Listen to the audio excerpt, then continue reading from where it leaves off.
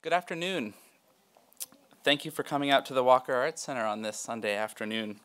My name is Eric Crosby, Associate Curator of Visual Arts here at the Walker, and I'm really delighted to welcome you to this special event, a reading by Minneapolis-based writer, curator, and educator Joan Rothfuss on the occasion of the release of her new book, Topless Cellist: The Improbable Life of Charlotte Moorman. Great title, Joan. A book published by MIT Press. This event is made possible in part through the generosity of the generous funding of Aaron and Carol Mack, so I extend our sincere thanks to them. Organized in celebration of our dear friend's new book, this event is also in conjunction with Art Expanded 1958 to 78, our current installation upstairs, drawn from the permanent collection and focused on those pivotal decades that Moorman herself played such a critical part and that Joan Rothfuss narrates so beautifully in her new book. I'm so pleased to make this introduction because I think it really goes without saying that an exhibition like Art Expanded couldn't be possible if not for the work of both Moorman and Rothfuss. Moorman for her ambitious and experimental approach to music and intermedia performance, quickly moving from her early classical training at Juilliard to the center stage of the New York avant-garde in the 60s and 70s. She was truly a catalytic force on the scene, whose contributions we now understand more fully thanks to Joan. And to Joan herself for her stewardship of the Walker's collection, her detailed research and scholarship, her sensitive approach to exhibition making, all of which have really been very influential to me. This afternoon, Joan will give us a glimpse at Moorman's remarkable life through passages from her book, and she'll be available to answer some questions at the end. So ushers will come up and down through the aisles. So I hope you'll wait for the microphone before asking your questions so that your thoughts can be recorded for our archive. After the event, join us in the lobby for refreshments, where Joan will be signing books. I encourage you to buy one. And to take in Nam June Paik's TV Cello in the galleries upstairs. Each of you will receive a gallery admission tab on your way out of the cinema. So by way of introduction, it's a pleasure really to see so many friendly and familiar faces here, and for many of you, Joan really requires no introduction. But allow me to say a few words for the others. From 1988 to 2006, Joan Rothfuss was a curator at Walker Arts Center, where she organized a number of the institution's most memorable exhibitions, including, well, brace yourself for this list of really remarkable exhibitions. Joseph Beuys Multiples, the first major exhibition and touring presentation of Beuys' innovative work in the multiple form across media. 2000 BC, The Bruce Conner Story, Part 2, another great title, a remarkable and influential survey of Conner's work that importantly placed a special emphasis on the artist's work in film. In the spirit of Fluxus, a groundbreaking first museum survey of Fluxus, the neo-avant-garde artist collective whose interdisciplinary and performative work truly shifted the course of art history in the 1960s. Past Things and Present, Jasper Johns since 1983, a 2-decade survey of the seminal American artist's work in painting, printmaking, and drawing. And most recently, Midnight Party in 2011, a subjective and inspiring look at some of the darkest recesses of the Walker's permanent collection, one that I had the pleasure to assist Joan with some time ago. As the Walker's permanent collection curator, Rothfuss served as editor of bits and pieces put together to form a semblance of a whole, Walker Art Center Collections, a definitive survey of the Walker's post-war and contemporary collection. She's published widely on the art of the 1960s and 70s, and also worked with the Walker's Performing Arts Department as editor of the first monograph on Japanese movement artists Eiko and Koma in 2011. And if that isn't enough, Rothfuss has been awarded grants from the Creative Capital Andy Warhol Foundation Arts Writers Grant Program, the Daedalus Foundation, the Joseph Beuys Stiftung, and the Getty Grant Program, among others. Before these many great achievements and the many more to come, Rothfuss earned her BFA from the Minneapolis College of Art and Design and her MA in Art History from the University of Minnesota. So please help me welcome to the stage Joan Rothfuss.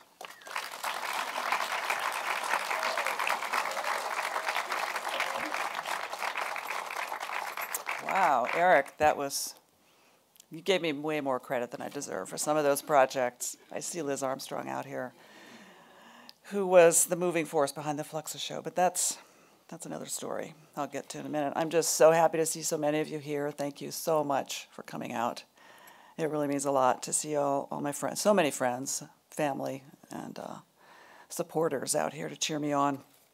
I'm really glad to be doing it here at the Walker because, as you might have guessed from what Eric said, pretty much learned everything I know about art by working at the Walker Art Center.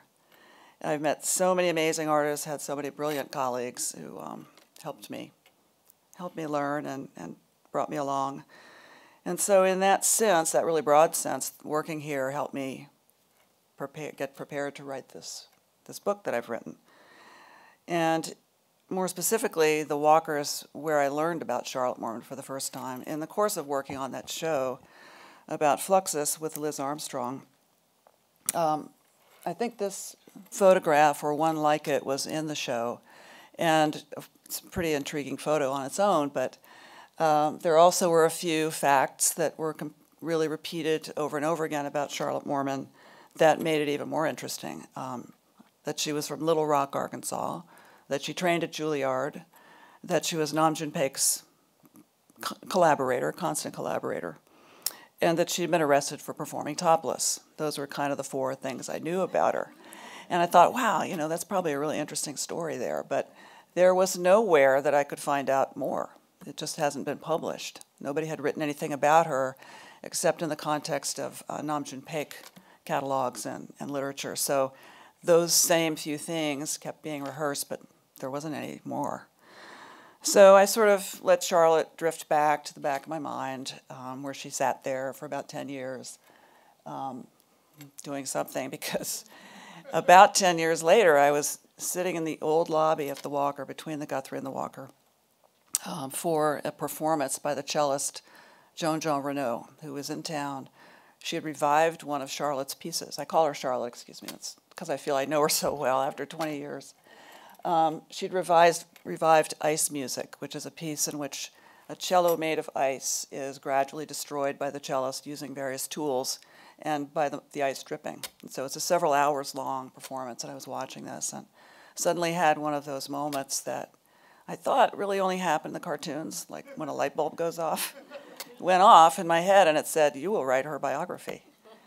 So I started doing it right away, not having any idea what I was doing. And 5 years later, I was so into it that I decided to leave my job here and work on the research and writing, which was a gigantic challenge for me. But it's been a lot of fun to work on. And happily for me, I've also been able to stay engaged here, working on various projects, kind of utility player, curator, lecturer, and that's been great. I've got a long acknowledgement section in my book because so many, many, many people helped me get it done. And I'm not going to name very many of them, but I do want to mention one or two, a few maybe. Kathy Hallbrecht, she's not here today, but she was my boss during most of the time that I worked here.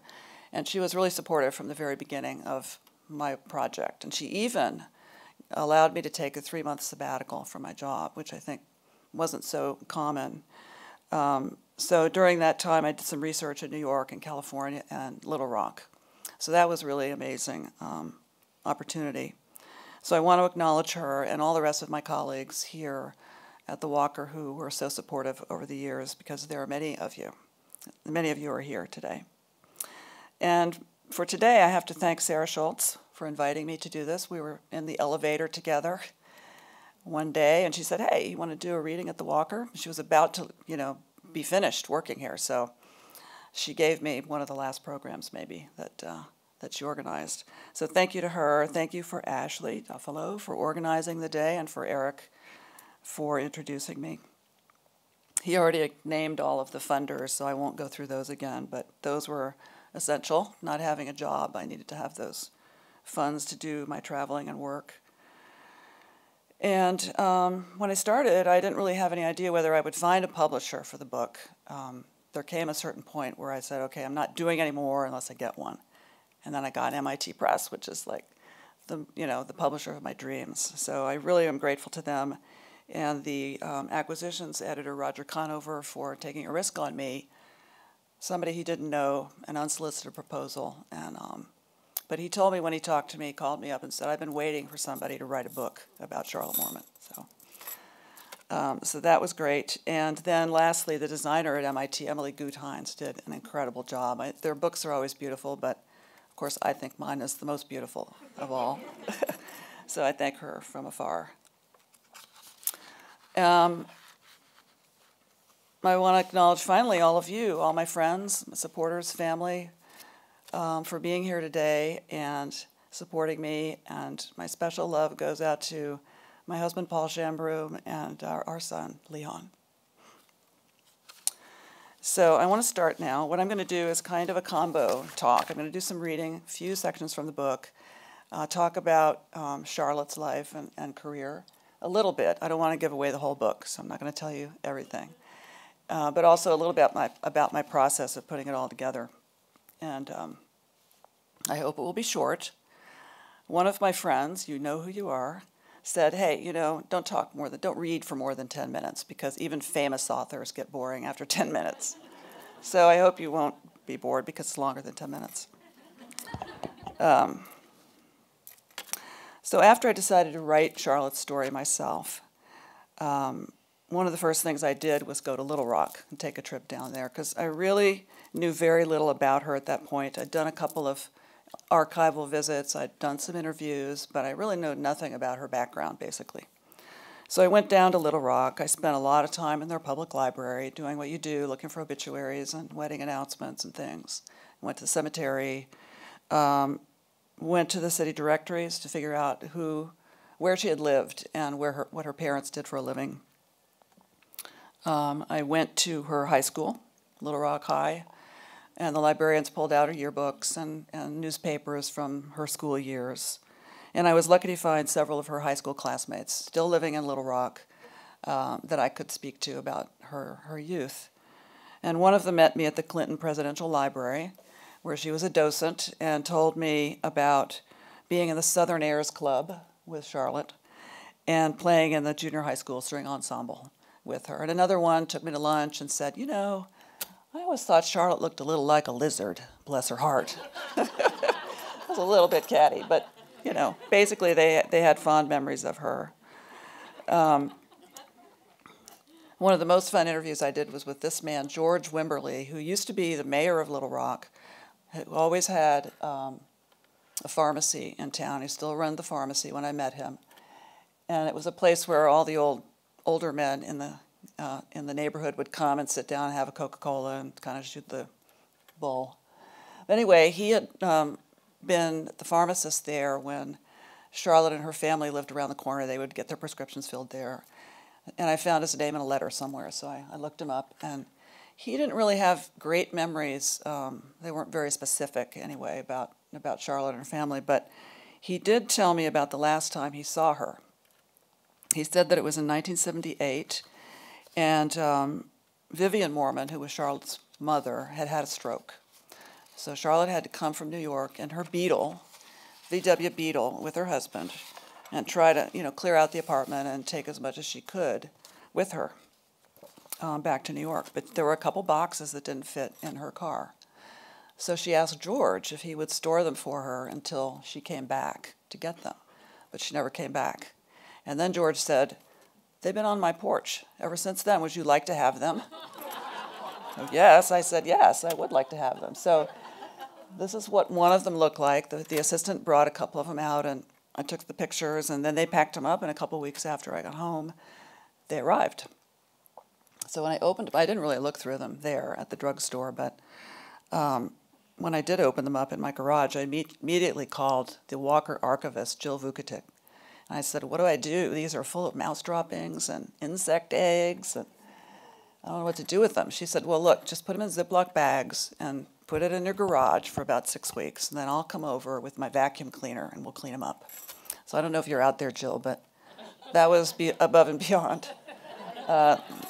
So thank you for that.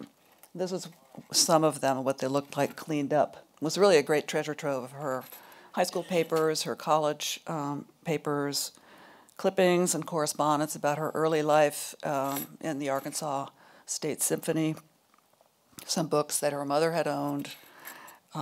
There were a lot of musically themed mementos and clippings that she saved out of the newspaper. She was kind of I won't say hoarder, but she was a saver. There was a worn cello bridge in there. Why she kept that, I don't know. There was also a broken tuning peg, and even a couple of high school French papers with some body prints on them that I saved.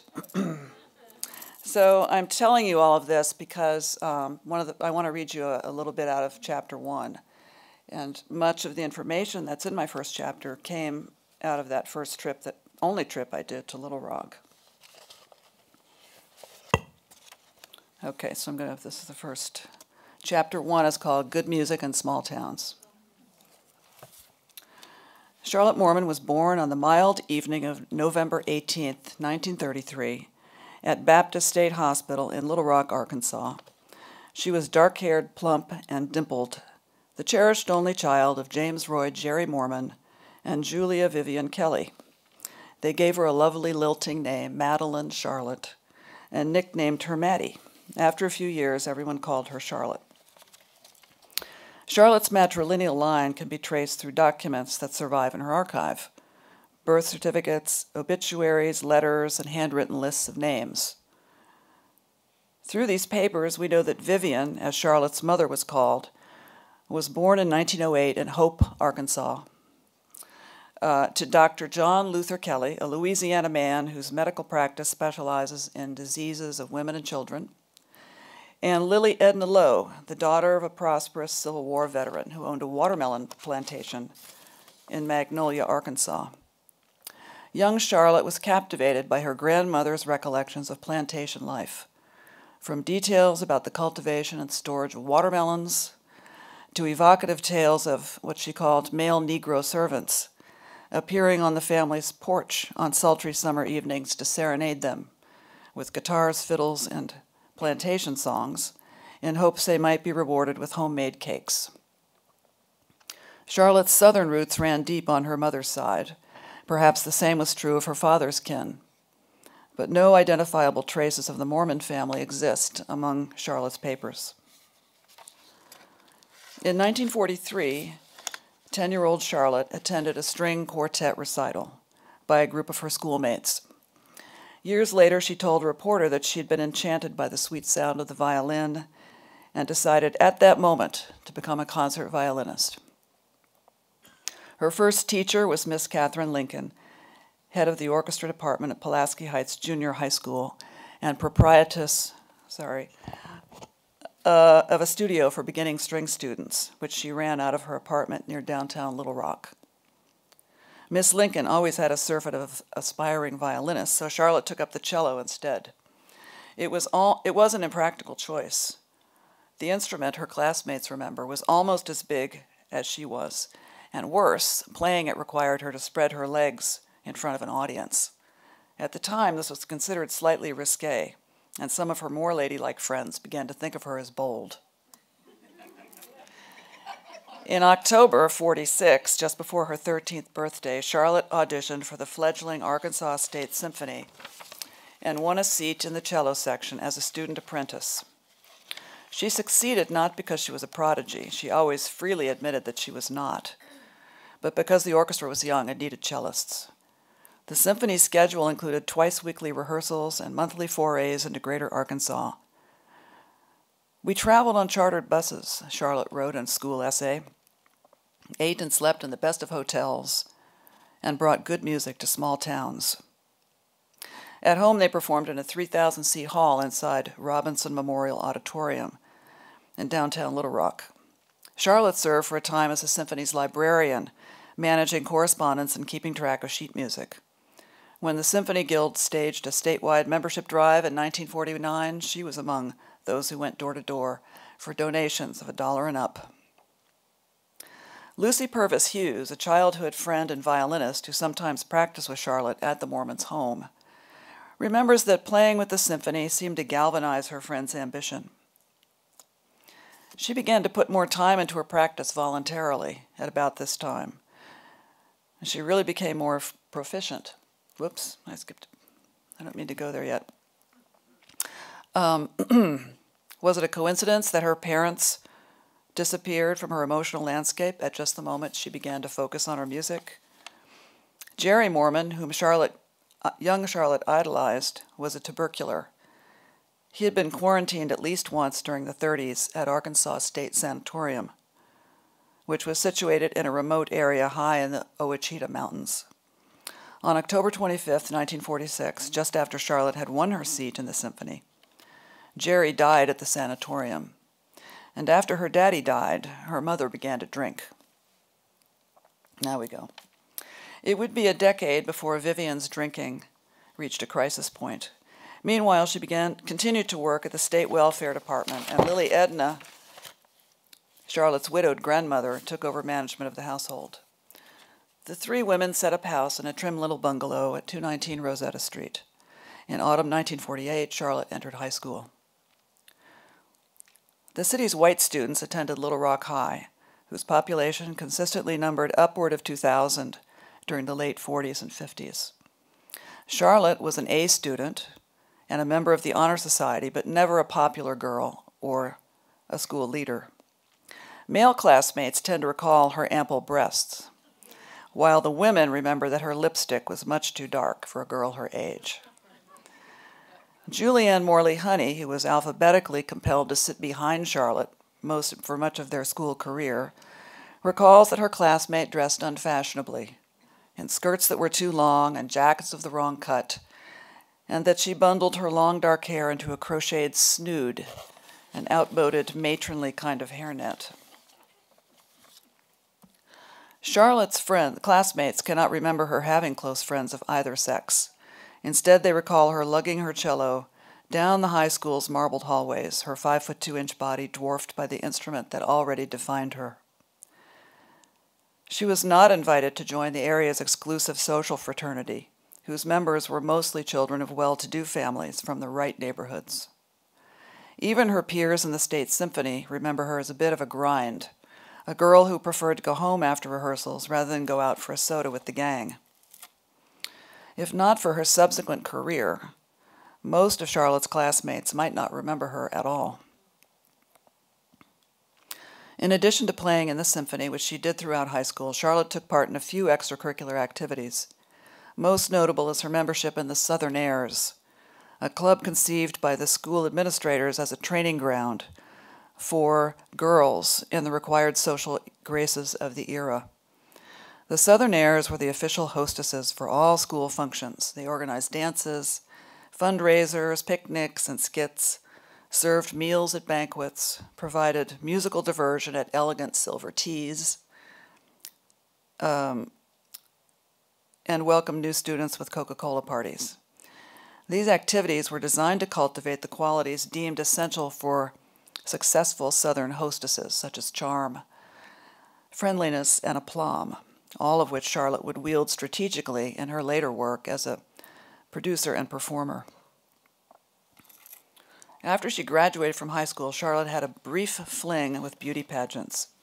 In April 1952, at age 19, she was crowned Little Rock's Miss City Beautiful. The contest was linked to the town's annual beautification drive, and during her 2-week reign, Charlotte was a ubiquitous symbol of civic cleanliness, appearing at functions throughout the city and waving from an open convertible during the clean-up, paint-up, and fix-up parade. Immediately afterward, she entered the Miss Little Rock contest, part of the network of competitions that feed the National Miss America pageant. Contenders for the title were also introduced to the community in a parade, this one led by a military color guard and accompanied by marching bands. Charlotte was eventually named one of 5 finalists, but she advanced no further. Classical music concerts, tea parties, and beauty pageants are all fundamentally performances. Each involves costumes and codified rituals of behavior, and each is enacted before a critical audience. The power of Moorman's work as an artist lies in her fusion of these three old-fashioned modes of performance, all of which are associated with genteel Southern womanhood. When she later married these with the novelty of experimental art, she invented something new. Performance in general can be understood as a gift, an embodied offering of one's talent, hospitality, and time. Charlotte's need for devoted attention was deep and enduring, and it critically shaped the artist and woman she would become. Her second husband, Frank Pileggi, recalled, "In the area of love, Charlotte was very needy. She loved to be loved."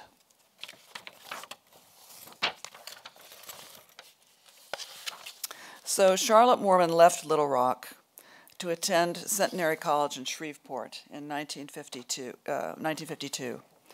She went on to earn a master's degree in cello at University of Texas in Austin. And then in 1957, she left Texas and moved to New York City, where she did a year of postgraduate work at Juilliard, studying with Leonard Rose, who was the most sought-after cellist and teacher of the day, and also later went on to be Yo-Yo Ma's teacher. He had a lot of high-profile students. By 1961, Charlotte Moorman had already begun to tire of classical music. Right around that time, a friend at Juilliard introduced her to Yoko Ono. In the foreword to my book, Yoko Ono writes about Moorman's initiation into avant-garde performance, which happened during the concert that you're looking at the poster for. She writes, "The day of the concert, she produced her cello, sat with it in my small room, and said, 'Now tell me exactly what I should do.' I didn't think she'd be interested in performing with me because she was a classical cellist. I was surprised, but thought, why not? So I told her what I wanted her to do. She got it." So that was Charlotte Moorman's initiation into the avant-garde, her first performance, and she always talked about it as being a moment of truth, kind of, for her, and Yoko Ono remained one of her, as she called them, gods and goddesses, one of the artists she most respected and whose work she continued to perform throughout her career. But she was still involved in the classical world. She was getting to the point of being more interested in new music, experimental music, instead of traditional classical. And by 1963, she had already met most of the prominent composers of the day, including John Cage, Earl Brown, Morton Feldman, and Edgar Varese. Varese is the one in the center there talking to Charlotte. She had also begun performing their music, organizing festivals of their work, such as this one, 1963, her very first avant-garde festival. And then in 1964, she met Nam June Paik. He was a Korean artist who at that time was still known mostly as a composer and performer. And when he met her, he immediately asked her to collaborate with him. And when she agreed, sort of to her own surprise, he started writing pieces for her that took advantage of her classical training and her voluptuous appearance. The first one he wrote for her is called Sonata for Adults Only. This was performed at the New School in New York in 1965. And this one had her do a striptease while she played a solo Bach cello piece. Soon after that, he wrote a piece in which she was to interrupt a performance of Saint-Saëns' The Swan by taking a dip in a barrel of water. She often wore a cellophane wrap when she played this one. After her arrest for playing topless in another one of Nam June's pieces, he made her a TV bra to restore her modesty, and the TV cello. And these are probably his two most famous video sculptures, I would say, wouldn't you? Those are both in the Walker's collection. Liz Armstrong made the move to purchase them right before Charlotte's death, when she wouldn't part with them until then, but she needed the money for medical expenses, so the Walker was able to acquire them. And it was really great to have them in town here while I was doing my research. I wasn't very far into the project before it became quite clear to me that Moorman was a very vivid and complicated personality. And I really wanted my book to do her justice as a character. But I never met her. and I never saw her perform. So I really had to depend on the people that I could find who had known her to give me stories I needed to round out her as a character. And over the course of the project, I think I interviewed, it might be close to 130 people. Most of the people I could find, not all, but most of the people I could find, including the classmates from high school and college, her lawyers and her doctors, and many, many, many artists and other professional associates that I could find. And their stories gave me plenty to work with. And the next excerpt I'm going to read is going to give you relates an adventure that Paik and Moorman had in 1966 during one of their European tours. I think it will give you a sense of how they worked together and how much fun they had performing and having adventures. And the excerpt draws heavily on a phone interview that I did with an artist named Jed Curtis, who was involved with Fluxus in the very early 60s and went on to become a TV and film actor. And I was able to track him down through Google, which was my great tool. And I set up a phone interview, and the first thing he asked me was, "Did you know Charlotte?" And I had to say no, I hadn't known her. And then he said, "She was quite a chick." A lot of people thought she was really disgusting, but that's okay. She was just full of life, and she said what she thought, and I think that's how you're supposed to be. So I'm going to read this. This is an excerpt from chapter 12. It's called "The Unexpected is Not a Threat." On June 14th, 1966, Moorman, Paik, and 196 pounds of luggage took off from JFK Airport bound for Venice, the first stop on their second European tour. Their promotional materials promised everything and nothing. And this is a quote. "What's happening? Nam June Paik, Charlotte Moorman, you, birth, death, love poems, television shows, murder, spring, flowers, war, and income tax are happening. And you will get as much as you are tuned up to get." End quote. They planned to open their tour on June 18th, which was the opening night of the 33rd Venice Biennale, with what Paik called a commando-style happening. Of course, they weren't invited to the Biennale. Filmmaker Judd Yalkut joked, "The 89-kilo caravan is probably a happening all by itself." The Biennale is kind of an Olympic Games for the arts, a storied and prestigious venue at which invited nations present work by their most prominent artists. Plans for the 1966 American Pavilion had been embroiled in controversy for months. No one could agree on how best to represent the American art scene. Publisher Harry Abrams spoke for many when he declared that, quote, "only the most avant-garde work should be sent to Venice." He was echoed by a gallerist who told the New York Times, "Europe doesn't want our stale news." Bureaucrats wrangled, curators resigned, and the art world worked itself into an uproar until eventually 4 commercially established painters were chosen to carry the flag: Helen Frankenthaler, Ellsworth Kelly, Roy Lichtenstein, and Jules Olitsky. So that's the scene near midnight on June 18th. When, as hundreds watched from the Ponte di Rialto, Paik and Moorman came floating up the Grand Canal in a gondola, pausing in the spotlights mounted on the bridge's balustrade to perform Cage's 26 minutes, 1.1499 seconds for a string player, while their friend the artist Io showered them with rose petals. Next they played Paik's Variations on a Theme by Saint-Saëns. In an inspired nod to their locale, they substituted the Grand Canal for the usual oil drum of water. "My idea," recalled Paik, "but I was shocked when she went in." Apparently, Moorman's jump into the canal did not appear purposeful. The Gazzettino di Venezia reported, quote, "Eventually Charlotte fell into the water. Everybody was sort of expecting it. There were a few challenges to bring her back into the boat, but in the end the cellist managed quite inelegantly to climb back aboard," end quote. Since she did not swim well, she had been secured to the gondola by a rope. Then Paik jumped into, and gondola happening was over. Accompanied by wild applause and cheers from the crowd, which included Peggy Guggenheim, Roy Lichtenstein, and Leo Castelli, their boat glided away from the Rialto towards the Biennale's opening party. Afterward, unable to find a vacancy in any hotel, Moorman and Paik slept on the cold marble steps of the Galleria dell'Accademia, surrounded by their suitcases and crates of equipment and still damp from their dip in the canal. The Ogia di Venezia called the event, quote, an exceptional coupling of the antique, the gondola, and the ultra-modern, the music. Moorman called it a great success artistically and a loss financially, and immediately added the story to her repertoire of tales about her artistic daring-do.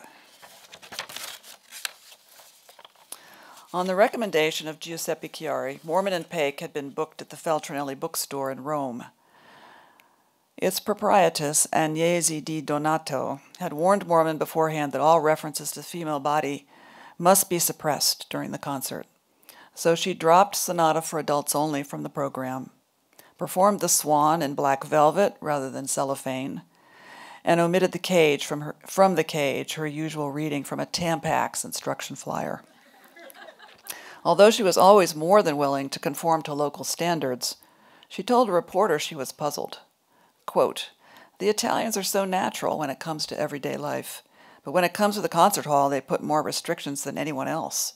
I'm totally confused about their morals, end quote. Often Moorman was like a precocious child who's able to pinpoint the hypocrisy of adults with an annoying lack of empathy for the nuances that guide their choices. Moorman told the same reporter that she hoped to do one more concert before she left Rome, a performance for Pope Paul VI. I understand this is a hip pope, she said. We'd like to do the cage for him. Paik had suggested the idea after learning that his friend Jed Curtis, one of the gadabout Fluxus crowd, was living in Rome and had developed a friendship with a Vatican librarian. Curtis recalled, Paik thought of the whole thing as a kind of joke. I don't think Paik would have been able to talk his way in, but I thought Charlotte could probably do it. Curtis remembers taking Moorman to the Vatican, but since he could not accompany her into the Pope's chamber, she had to tell him about the meeting afterward over a glass of wine. Her story, as Curtis remembers it, quote, there were some Swiss guards and 3 or 4 cardinals hanging around. She was the only performer. Of course, His Holiness was sitting on his throne. She came in with her cello, then she immediately took her top off. Well, at least she didn't get very far, maybe 1.5 buttons, and the Swiss guards were on her, and they ushered her out, and His Holiness disappeared. Guards were livid. Could Moorman really have believed that she would be able to strip in front of the Pope? I wondered this. And Curtis says yes. He says, quote, it was the 60s, the age of limitless possibilities. All kinds of things were inconceivable, and yet we were doing them. Apocryphal or not, the story positions Moorman once again as a crusader, one who would not hesitate to confront the male spiritual leader of the Catholic Church with a naked female body if it advanced her cause. Like everyone else, the Pope would only get as much as he was tuned up to get.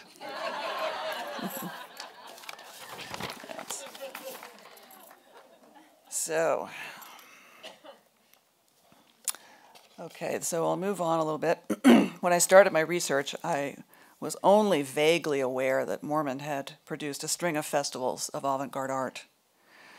But as I talked to artists and later delved into her archive, I saw that these festivals, which began as important forums for new music, evolved into lively platforms for all kinds of intermediate and performative art forms. Moorman did not exercise a heavy curatorial hand. She wanted the festivals to be open, accessible, free, and family-friendly, and to present the most advanced art of the day to as broad an audience as possible. So her festivals included poets, dancers, composers, performers, sculptors, painters, architects, filmmakers, video artists, makers of holograms, inflatables, robotics, just about anything that was happening. And anyone who wanted to be in the festival pretty much could be in.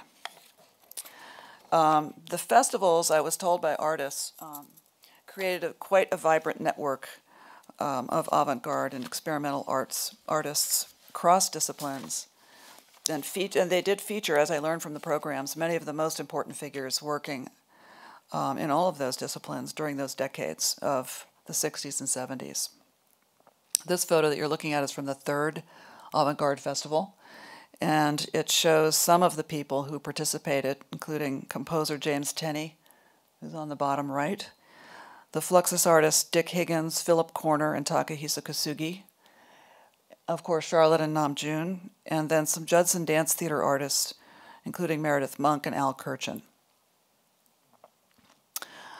Beginning in '66, she moved the festivals out of a concert hall and into public spaces, non-traditional art spaces, including Central Park. Here she's playing with James Tenney again in the foreground. She's playing a piece called Manzit by Carl Eric Velen.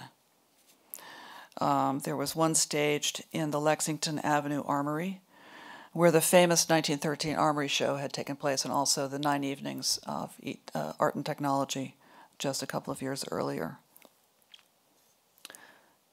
There was one at Shea Stadium, and here you can see on the scoreboard a text by John Cage, and in the field there's a piece by Otto Pina, a rainbow of mylar, pieces of mylar. Floyd Bennett Field in Brooklyn was a site of another festival. This is the choreographer Marilyn Wood and her troupe performing with long ribbons of leftover fabric from a Christo installation that they borrowed. And this is the World Trade Center towers with a piece by Io stretched in between the two towers, his Rainbow Laundry piece.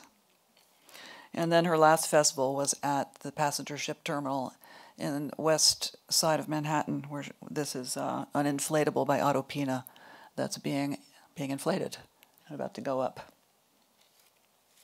So they were all over town. Only one of them was not in New York, it was in Boston, but the rest of them were in New York City.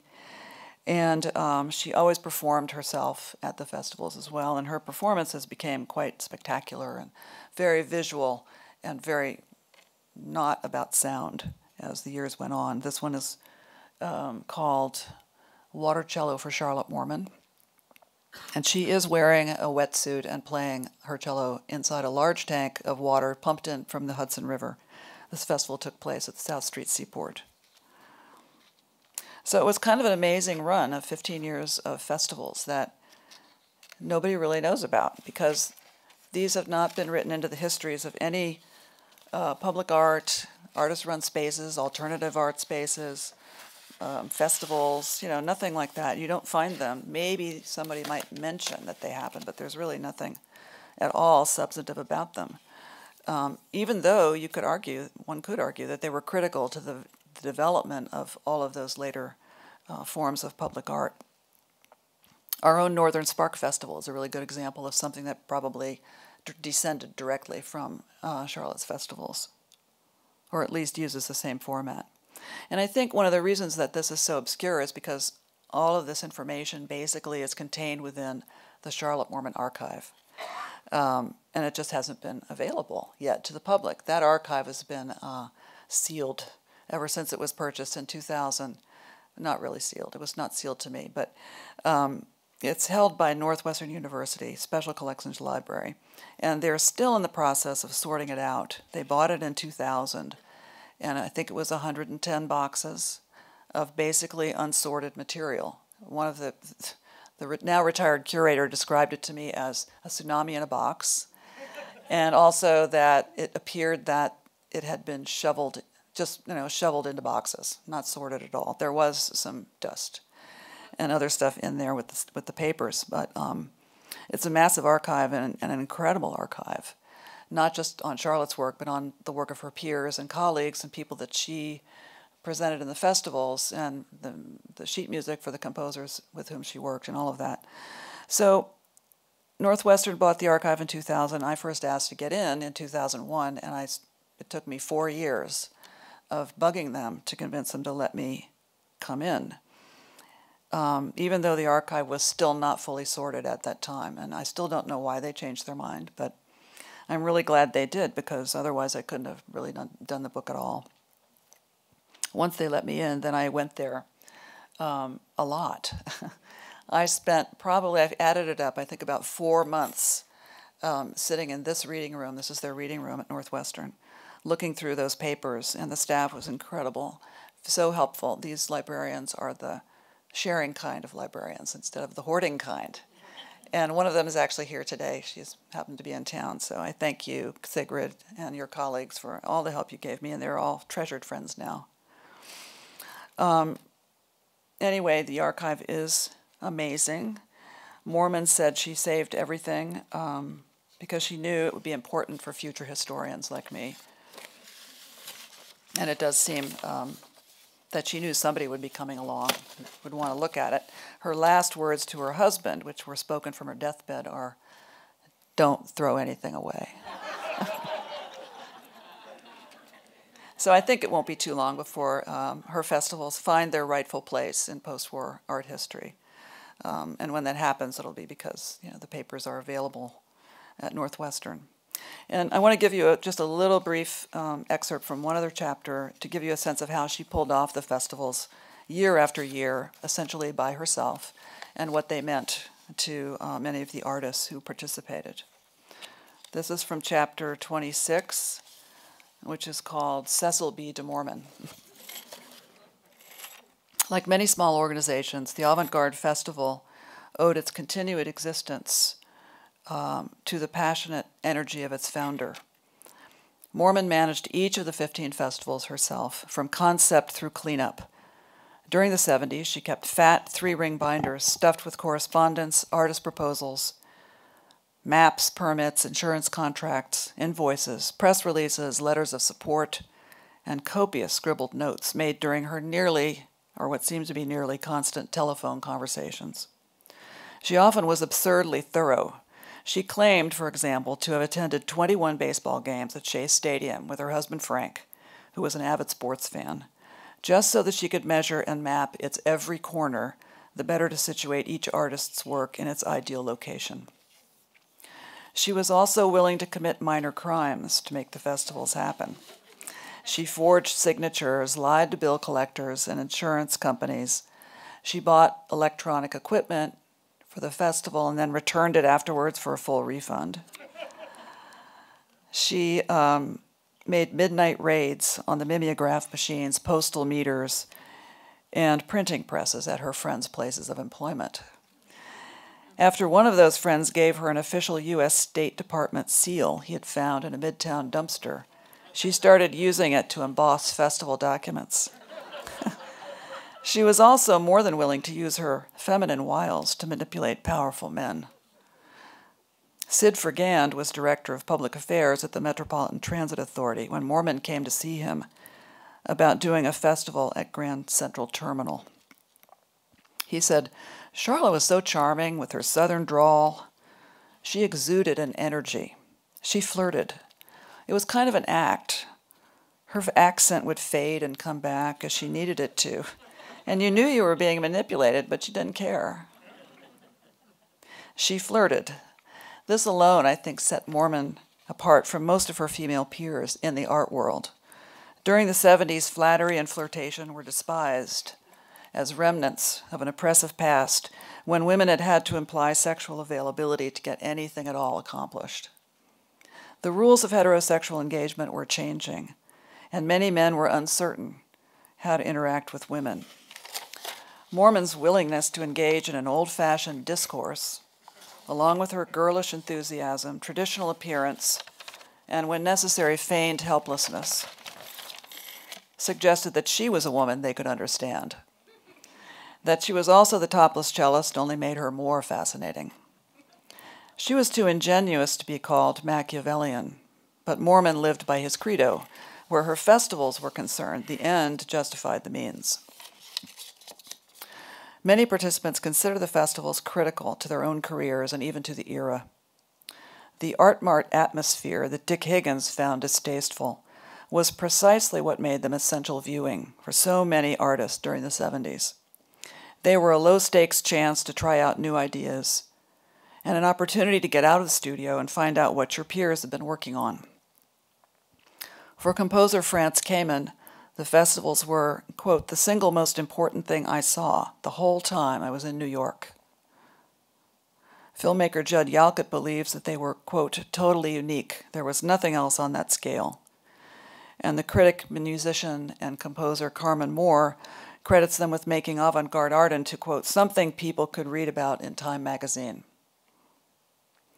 If the festivals were an annual smorgasbord for both artists and the public, they were also Moorman's artwork, an event score for herself that demanded virtuoso improvisational skills and was different each time she performed it. If one judges by the amount of energy and time she put into archiving and recording the history of the festivals, they were the aspect of her work on which she placed the most importance. In a remembrance published in the Village Voice after her death, poet Mitch Highfill called the festivals, quote, brave, grandiose, and loony. And Moorman herself, the most effective arts organizer New York has ever known, a brilliant and powerful woman who turned expectations inside out.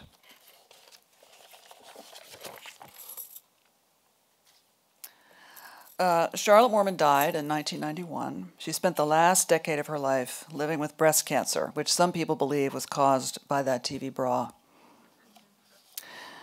Whatever the case, how she dealt with the disease is a fascinating story, which I will let you read about in the book. And to close, I want to read the final paragraph of the book.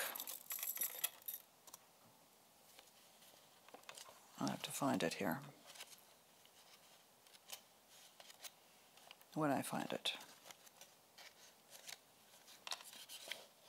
So you'll have to excuse me.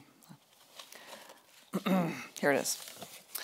The Whitney Museum of American Art hosted a private memorial for Moorman on February 15th, 1992.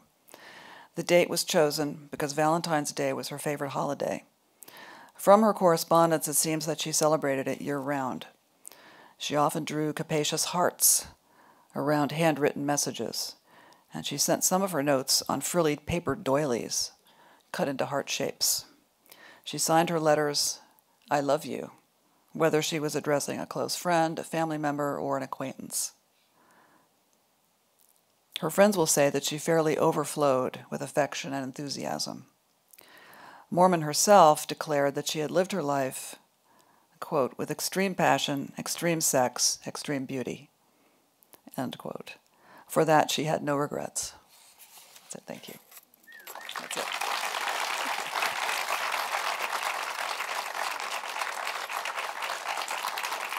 Thank you. Thank you.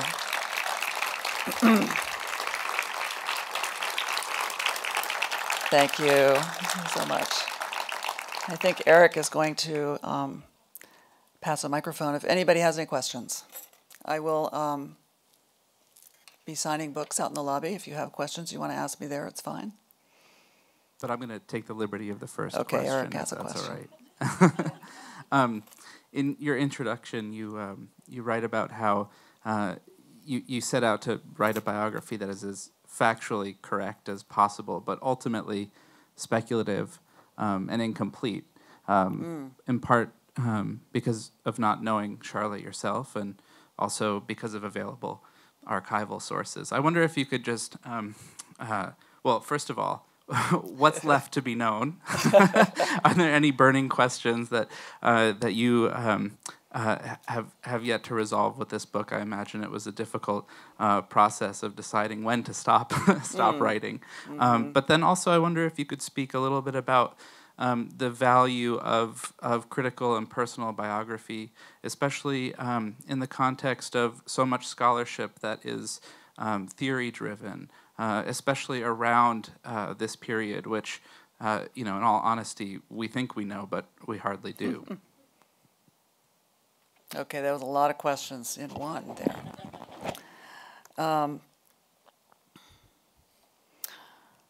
The value of critical biography, I don't know that I can argue for it, although I think it does have value. But it was certainly my own interest in telling a story about an interesting life that in part led me to this subject. As far as what's left to be known, there is a lot. I like every biographer, I had dreams about my subject in which you would come to me and answer my questions. So, yeah, there's a lot of a lot that I would like to ask her, but in another sense, I don't feel like I need to know anymore. I'm done with it. And the story that I told is the story that I told. It's the one that I found. It's my story as much as it is Charlotte's story. She probably wouldn't like some of it, according to one of her friends anyway. She wouldn't like the critical parts. But I don't know. Does anybody else think that the life and the work can sort of illuminate one another? I do. It's not the only place to be, of course, but I think it's interesting to know where somebody comes from and how that might feed into what they do with their life.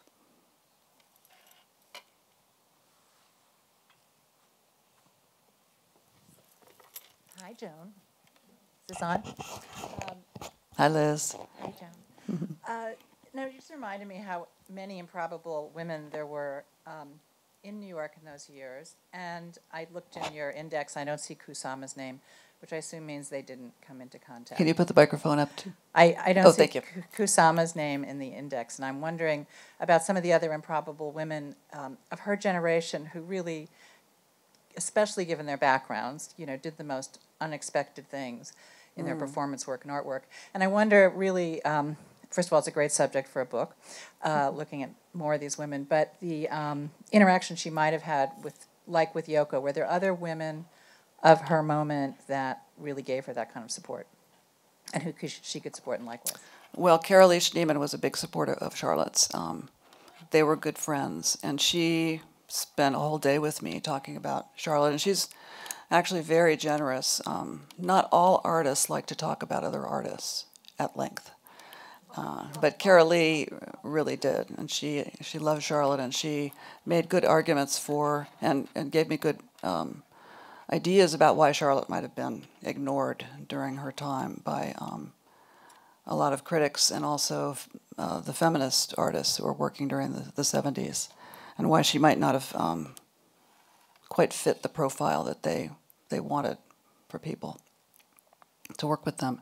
So Carolee Schneemann, for sure. I don't know much about Carolee's background, so I don't know how improbable her life turned out to be, although, the work that she did was right out there.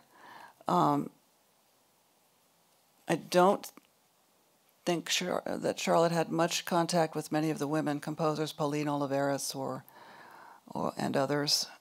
She mostly gravitated toward working with men, for whatever that's worth. Kusama, they did have some interactions, but I don't think they were friends.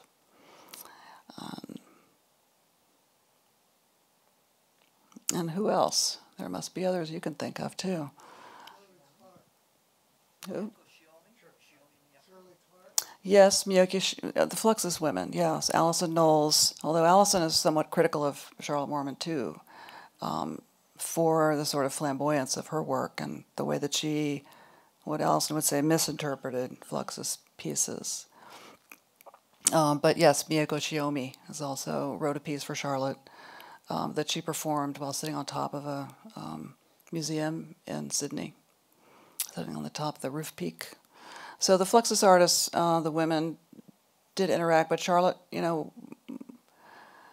she didn't have girlfriends, really. I have a question. This has nothing to do with art, Joan, but it does have to do with pollutants and disease. With what? Pollutants and disease. Oh, yes. Her cancer, that is. It's the well cancer. known that Katharine Hepburn developed lots of physical problems after having a dunk in the canals of Venice while making the movie Summertime in 1955. And I saw that, Charlotte had a dunk herself and then was immersed in Hudson River water. And I'm wondering if not just those two experiences, but other such flirting with pollutants might have contributed to her cancer, as well as the possibility that she got it from doing Pake's TV cello piece. I never heard that theory, but she did say that she had to go. They forced her to go to the hospital and get a typhus shot after dunking in the canal. I didn't think about the water, the polluted, certainly very polluted water from the river. Most of the time when people talked about her cancer, it was, the TVs that she put on her breasts that seemed like the obvious culprits. But her doctor told me, as you all know, it can happen to anybody, anytime, if you happen to be prone to it and something triggers it. So nobody can say for sure why. Could have been the water. Could have been the water. It sounded like she took instruction well from Yoko Ono. Mm-hmm. Later, how would you describe her as a collaborator? And is Nam June Paik still alive? And did you have conversations with him about how that process was of collaborating? I was able to talk to Nam June Paik maybe a couple of years before he died, and he was already pretty ill, had had a few strokes, and was not very communicative. So I didn't have a long interview. And he's already published quite a bit about his work with her. So that was, and what he did tell me was kind of the same stories that he'd already published. I got a couple of new ideas from him. And it was early, I think he was the first person I interviewed. So you know how that is. When you first start out, you don't know what you want to ask. You don't know what you need to know yet. So, no, I didn't.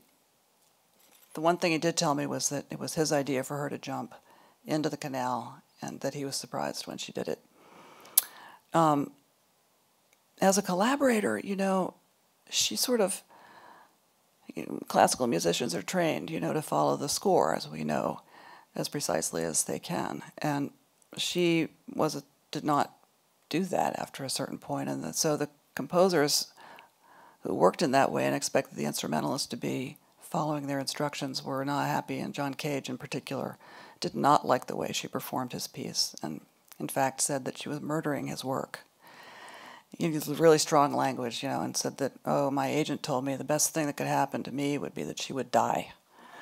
So, not a good collaborator if you're precisely inclined, but, for Paik, I think she was a great collaborator because they sort of fed each other. Her willingness to do anything and her love of being on stage and her inventiveness fed into his ideas. So they sort of, I've made the argument in other essay that I wrote that they really truly were collaborators on all of the pieces that he wrote for her, that she added to and elaborated on and changed in ways that he wouldn't have thought to do. So it depends on who you are. She was a good collaborator or not.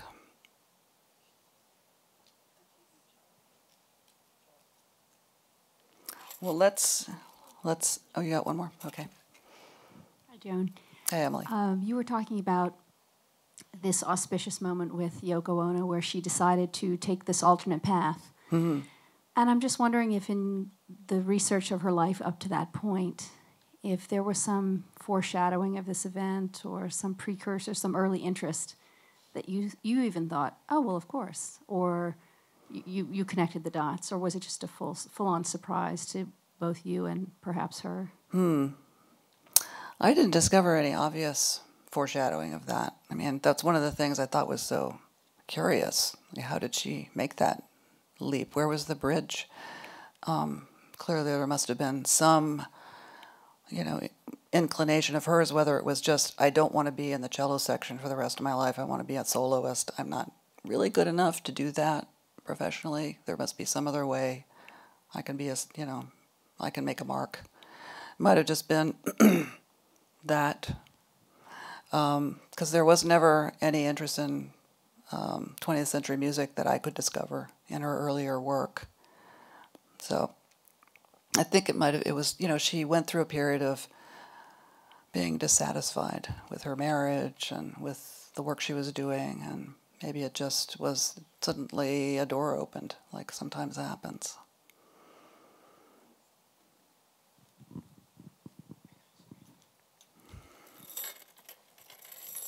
Is there anything you would have done differently? And by that I mean something Everything. big. Well, yes, right. Can I write the book over, please? You're always your worst critic. But is there any one big thing you would have said, oh, I should have done that? Oh, I wish I'd interviewed you know, David Behrman. I wish there were people that I missed interviewing that I'd like to have talked to.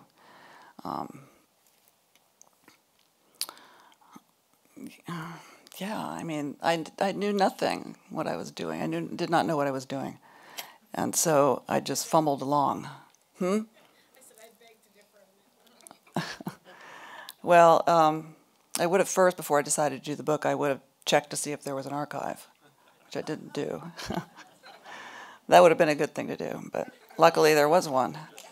So, okay, just take it from there, then everything else, you know, as well.